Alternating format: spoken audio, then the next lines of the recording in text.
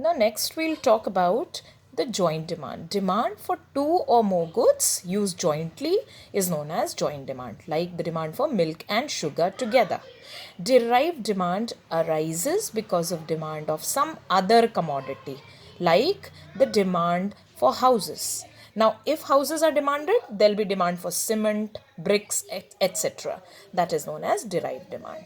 Composite demand. Goods that have multiple uses, that demand which is created from that is known as composite demand. Like the demand for steel. Steel is demanded to make utensils, construction goods, etc. So these were all the types of demand. Next, we come to the determinants of demand or the factors affecting demand.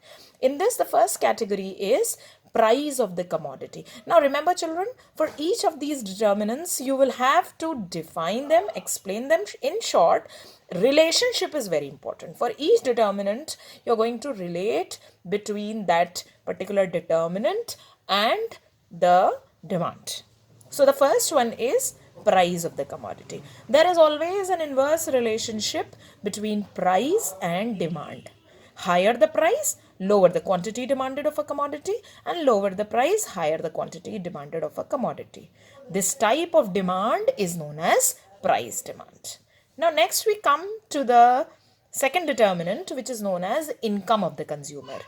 The general opinion is where income is something that determines the purchasing power of the consumer, and generally there is direct relationship between income and demand. Higher the income, higher the demand. Lower the income and lower the demand for a product.